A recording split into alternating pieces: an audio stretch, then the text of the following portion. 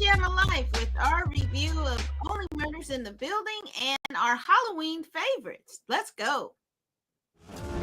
A guy fills a fountain with blood in the most murderous building in New York. We just assumed murder. Lester had a run-in with the mobster the night he died. Have to move out because of a casino? Our building's gone.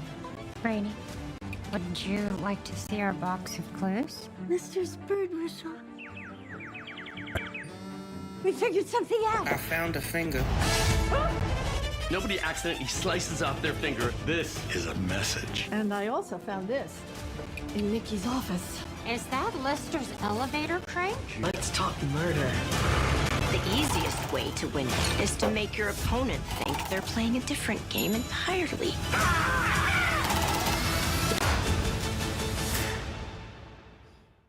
Hey, everybody. It is our Halloween show, and we're going to start off with murder. Well, with me is my favorite guy, Patrick. Say hey to the people. Hey everybody, we're ready to look at some spooky stuff. Yeah, we got some good stuff coming your way. And first up is Only Murders in the Building. Pat, what'd you think? You know, it is just a testament to how good this show is that everybody wants to be on it. I'm just going to tell you, there is this. You want to talk about a star-studded cast? This got everybody. It's got Paul Rudd being a voice. You don't even see him, but he is the voice of the robot. I mean, you got Meryl Streep, you got Diane Weist.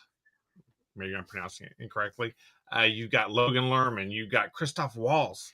I mean, I could just keep going. Nathan Lane. I mean, there's so many people that are big names, and they all want to be part of this because it's that good. And again, it's that good. I wish we could have waited a week to finish it up because we still got one more episode. For those of you that have not been keeping up, this is the next to the last episode. So if you haven't watched it, you've got a couple days to binge it and get into this, because this is really one of those rare things that keeps getting better every episode it gets. And I mean that from like season 1 all the way to current, because it just keeps getting better. You've got developed relationships. You understand some of the stuff. Some of the jokes are long term because they've, been working through them for the past 4 seasons. And it's just really a sharp, smart show about, there's a commentary about wanting to be famous. There's commentaries about lots of things, just, man, it is great. I can't recommend this enough. It is definitely one of those things that when you start watching, it's only half-hour episodes each time too, by the way. It's not like a long commitment. Get in there and watch it. If you haven't seen this yet, start with season 1, work your way through, and it is worth every bit. And like I said, tons of names. Sting made it into one of the episodes last season, but not this season. But still, I mean, there's like everybody's in this. I'm expecting to see Obama next week. Who knows? I mean, it's just that kind of crazy amount of star power that shows up on this. So if you haven't watched it, you're late to the party, but you can come on in. We are an accepting crowd. We'll bring you in. And this show, I mean, I thought last season they couldn't top it. And then comes along this season, and it's still a New York story about mobsters and New York mob. I was like, wow, how did they keep doing this? It's so fun. It's got, I think they said it had at one point 7 Oscar winners in the episode. I mean, It's got a couple of EGOTs in there, and you can tell the writing is stellar, the acting is stellar, unexpected twists and turns, and the Arconia itself is a character of the show too. And so you get this whole New York vibe that is so interesting. And I think this season and them talking about billionaires and their kind of taking over the cities and the for themselves and their rich friends, I think that's so topical. And particularly in New York, where you probably have the most concentrated number of billionaires in the US. and probably one of the top in the world. So it's really like stellar this season. I didn't think that they could top it, but they kicked it up another couple of notches. I think next season might be the last season. I thought they were going to stop with 5, but it looks like they're going to continue on. And I hope they just keep going because they're just that good. So definitely check out. And it's the season finale, I believe, next week of Only Murders in the Building. We might tap in on it since our buddy's not here, and he comments on. He didn't get a chance to comment on it. We might bring it back next week. I don't know. We'll see. All right. Next up, next Saturday is not going to be Halloween, so we had to do our Halloween picks this week to give you a chance to binge a bunch of good stuff for your holiday fun spooky movies. And so we are going with, we have some categories, and if you're watching, put your favorite in these categories. They're both classics and new. And first up of our picks, now these are ours. You probably think something else. Some of these might be controversial, but let's start off with our first pick, which is an alternative category of horror, Halloween, kind of spooky movies. And Pat, what is your kind of alternative pick for horror movies? I went with Get Out because it is just it's something that you didn't think of really before the whole idea of this scheme. I hesitate to talk about the plot details because I don't know if you watched it or not. If you haven't watched it, you should be, because it was a announcement You with haven't authority watched of it. I don't know what you're doing. well, I mean, Jordan, Key and P Peele? had Jordan coming in there showing us what he had, and man, it was definitely a statement with making a loud trumpeting of like, here's a new type of horror here for you hadn't thought of. It's not the usual jump scare slasher horror, the tradition at this point. But man, it was really a good thought experiment, an interesting take on a lot of things. For those of you who haven't seen it, Yeah, if you haven't seen it, definitely... get out of your cave and watch this, because it is amazing. It is really well done. Yeah, and I'll talk about Get Out in another category, but for me, it's kind of a classic for me. It's Angel Heart. Man, when I saw that as a kid, it just kind of, it was so many different elements of voodoo and kind of devil worshippers, but it was in New Orleans, and so you got this kind of natural kind of spookiness, and it was kind of a film noir because you're trying to figure out what's happening in it.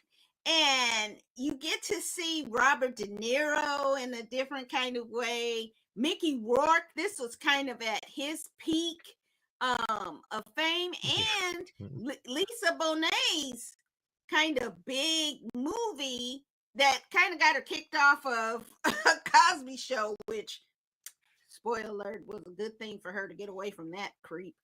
And I think that this has such a classic element to it that you're trying to figure out what it all means until the very end.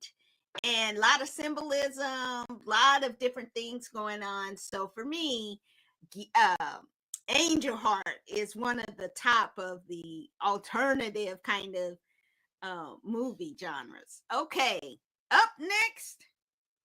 Okay, let's look at some of the current movies that have been out in the last 5 years. So for me, I'm going to say something that just came out this year. Sinners. Oh my goodness. When this came out, it just kind of blew the top off of vampire movies, and mixing it with a lot of historical references and a lot of discussion about interactions between different minority groups and marginalized groups in the horror milieu. It was just like, wow, this.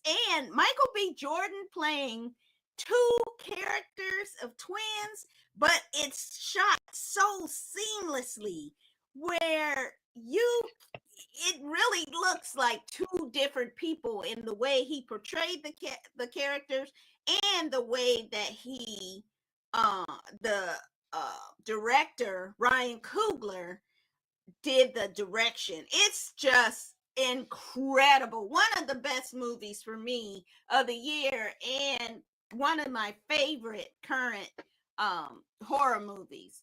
Pat, what about you? What's been your favorite horror genre kind of movie in these last 5 years?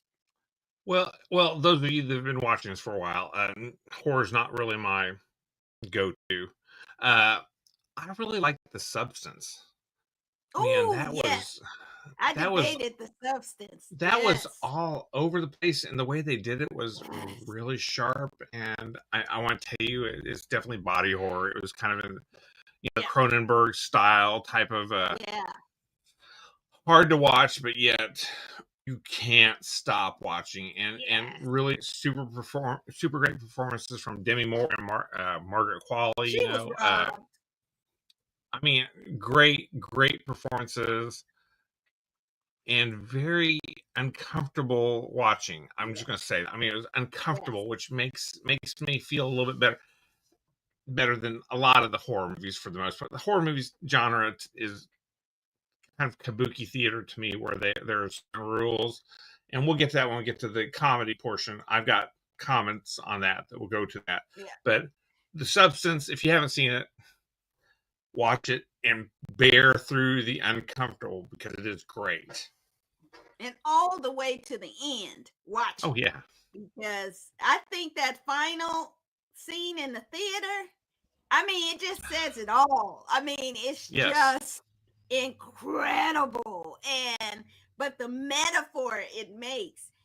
And Yes. then in real life, it was acted out in real life. And it was just like, I don't think it meant to be meta, but then it got dang it turned out to be true. It did, yes. Definitely. I 100% am with you on The Substance. Wow, incredible. Up next, this one is monsters. Like, we think of monsters, ghosts, vampires, werewolves, the whole nine. And for me, I don't normally like this genre, but this movie right here, Train to Busan.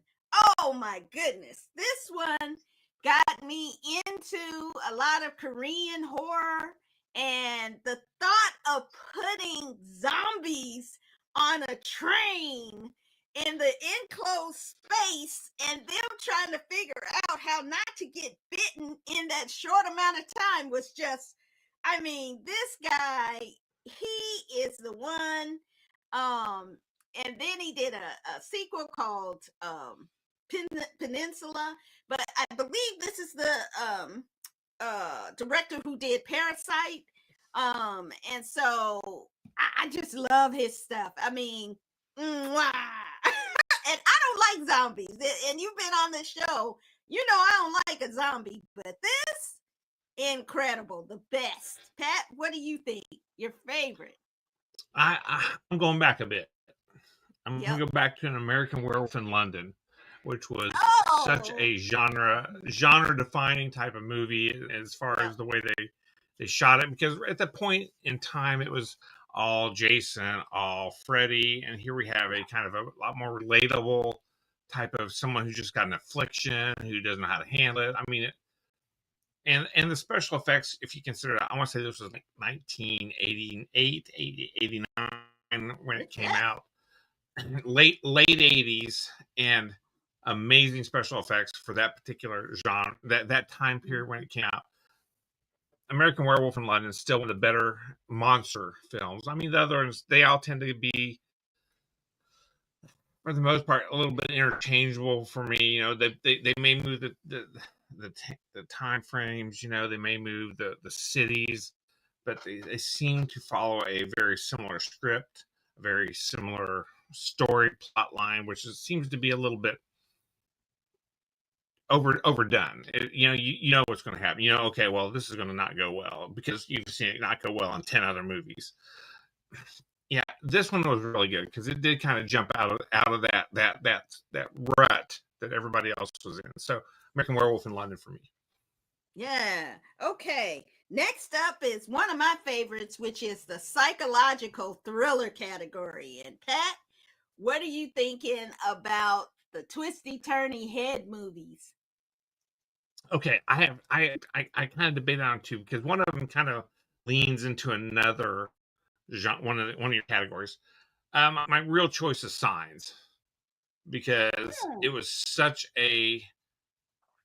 I mean, you didn't see anything about the creature until the very end, but it's all this quiet walking into bad things. I mean, so well done, and I mean that's my pick. To be honest, I mean, really, you know, M. Night Shyamalan. Grief, too. Well, there's all kinds of things tied into this. I mean, M. Night Shyamalan, you know, after The Sixth Sense, nobody trusted it to watch a movie. You always wait for the other shoe to drop, and that's a good thing because he does tend to do that a lot.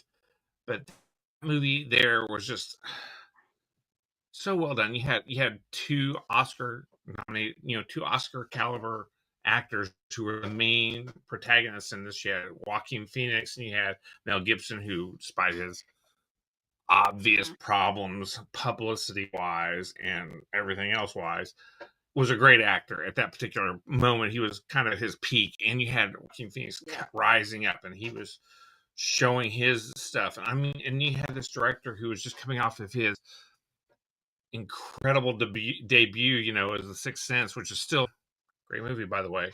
If you haven't seen it, I'm going to spoil it. It's crazy. And if you haven't seen it, get out of your cave.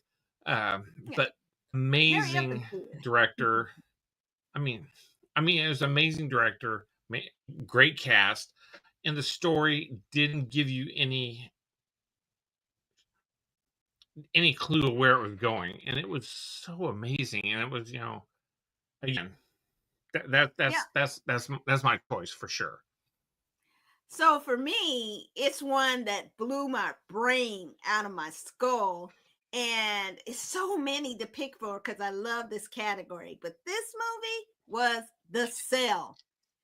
Oh my goodness, the visuals.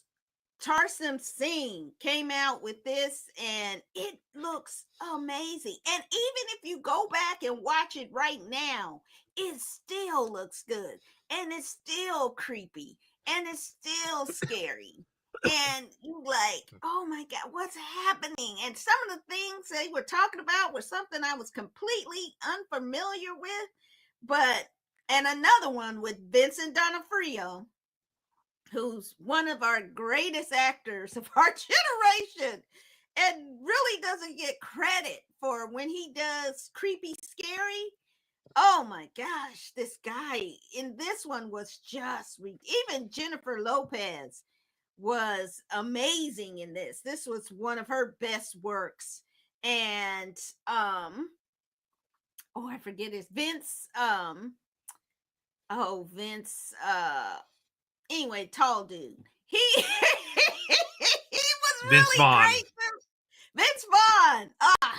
This was just, and the cinematography of this, and the direction, and the story, it was just so weird and interesting and scary, and all the feels, all the scary. You know, feels. and Vince Vaughn playing against character, because at that point he was known for his comedic talents, and this was not comedy at all. No, this was just Go back and look at it, but I don't even think I can watch it at night still to this day. It's just too scary.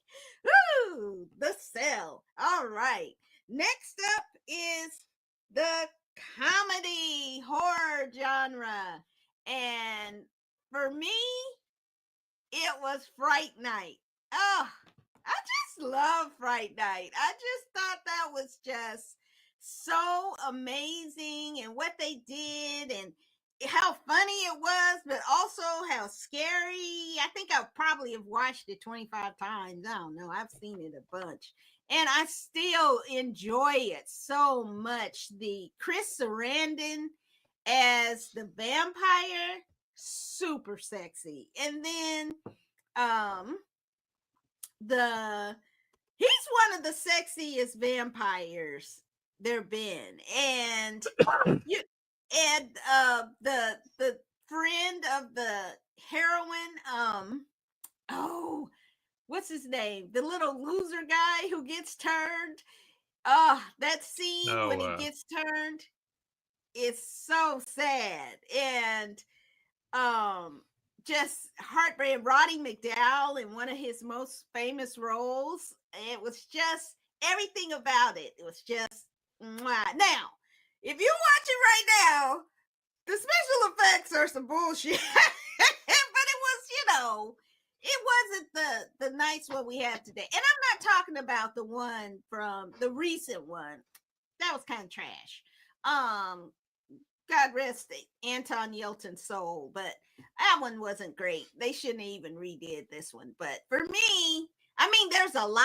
I could go on with different ones, but Fright Night is one of my favorite comedy horrors. Pat, what about you?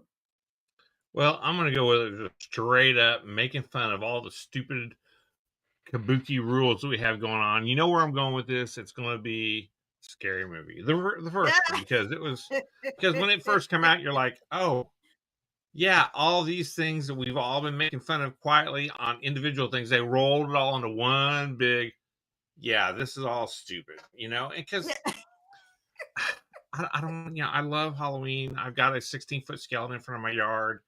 I mean, I am all about Halloween, but man, the movies for the most part are kind of trash. They all tend to be really similar. Every now and then you get something that really breaks the mold, and that's amazing.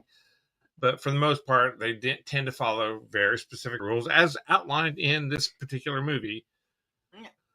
Or even outlined even better in Scream, if you wanted to think of that as a comedy, but it's not. But I mean, this one makes fun of Scream properly. So, I mean, you see how even the movies that are making fun of the movies are part of the problem. So, Scary Movie for sure. Absolutely. And Stop. Full stop. As a asterisk to Scary Movie, The Blackening, which sends up black people in horror, that is so funny, and so on point with it. It's funny too. So that I just kind of snuck that one in there, but I really love that pick. Now for each of us comes our all-time favorite horror, scary Halloween movie. Pat, what is yours? I have a tie. So I'm going to talk about two for a second because it was hard to pick your favorite child. I mean, you got two kids, you can't pick which one's favorite. But very briefly, I will be brief. I, of course, always have a soft spot for Rocky Horror Picture Show. And while it is not technically a horror show, it is amazing. The music is fabulous. You see Susan Sarandon at the beginning of her career.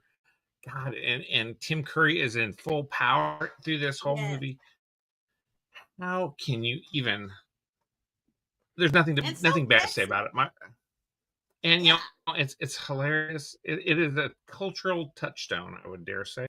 Tim Curry is a treasure. We should have recognized quite a bit more than we did. Second one, Nightmare Before Christmas, because such a great soundtrack. So much about Halloween being just the intro to Christmas. I mean, I can listen to this all the time. It is such a great movie, and it was really ahead of its time for the actual animation styles that they used. And Tim Burton has always been definitely a favorite of mine. So for sure, those two, there you go. Well, since you snuck in too, Might as well. Hey, we're missing I was a guy. gonna We play by got the extra time. rules and just go with one, but since we do it two, I'm gonna have a classic and a new one. And the new one, of course, is Get Out. I mean, come on now. It took the Stepford Wives and put a racial twist on it that created a whole new genre focusing in on the horrors of racism as a whole new category. And you've just seen from that just some really interesting different kind of picks like Him that recently came out. And it wasn't great, but I appreciate Mr. Crockett. And you wouldn't have had these types of movies, The Blackening, The Mill. You wouldn't have had those type of movies without Get Out. So it just really helped to elevate horror noir, as it's called, and really just the messages and the intentionality of it is just cool. So that is one of my favorites. But if I'm looking at a classic, Blackula. I still love Blackula and Scream Blackula Scream. And just the ground, I know. But the groundbreaking movie, and it was a book as well, Blackula. Well, it makes it better. And definitely was something when I was a kid, I went to see it and was just like, oh my God. It's great. I mean, and there's some very interesting things. They're also talking about race back in the 70s. That was like 72, maybe 73. And talking about some really interesting things, and just love everything about it. I know it's an out there pick, but I love it. All right. And now for our bonus category, which is the movie that has been hyped and talked about as great, but we don't like it. It's the worst of the most popular horror movies. And Pat, what's your pick? I had an even harder time picking this because I do not, as a rule, like most horror movies. I will tell you that I think the worst horror movies are anything that has the number 2, 3, 4, 5, 6, 7, 8, 9, or 10 behind it. Because if you can't tell a story in a movie, then you have done something wrong. So anything where you have to keep going, it is just a money grab. And if you're paying to see that movie, you are part of the sheep. To stop rewarding bad behavior. Anything that's 2, 3, I might be okay with a 2 or a 3. I might be okay with a 2 or 3. If they had some leftover things that they needed to resolve, sure. But Halloween 20, please. I love Jamie Lee Curtis. Don't get me wrong. Love her. But you know what, man? She's already made that money. Quit it. Make something new. Stop mining ground that you've already tilled. I mean, there's just so many other stories to tell that we don't need to keep rehashing things. So anything that's 2 on, I'm out. Oh man. So this one, and it's by a director I so admire, but it was trash, which was Nope. That was the biggest letdown. I was like, what the hell is Jordan Peele doing in this? He's making money. Terrible. It's like 2 separate movies, and neither one of them are good. Now, Keke Palmer is my girl, and I love her. But it was just weird. And then what the monster is weird, and then this monkey going around eating. I was like, what the hell is going on in this? And it was like he was taking shrooms, and then he wrote something, and then they were like, okay, we got to kind of figure this out and just slap them together. It was just that I was like, boy, you need to take a break and like, take some time off so you can clear your head and get your mind right. Because Nope was a nope for me. And that might be a controversial take, but nope. Nope. Well, that is our Halloween movie picks in a variety of categories. We encourage you to go and watch these films. We also encourage you, if you disagree with our picks, comment below that what are your favorite Halloween scary horror movie picks that we might have overlooked. And hope that you will come back next time. And next week we will review, it's back. Star Wars Vision is back again for the 4th year, I believe. And might be 5th year. And we also are going to take a look at the wonderful The Diplomat season 3. It even topping the last 2. So definitely we'll be back. And if we have time, we might check out the new John Candy documentary, I Like Me, on, I think it's Hulu. So definitely come back next week. Pat, say goodnight to the people. Good night, everybody. Everybody stay safe and keep your heads up. And remember, become ungovernable. No, there you go. And definitely come back next week. We'll have a lot of fun. And definitely get ready to vote and exercise your constitutional rights to vote. And we will see you next time. Take care. Bye.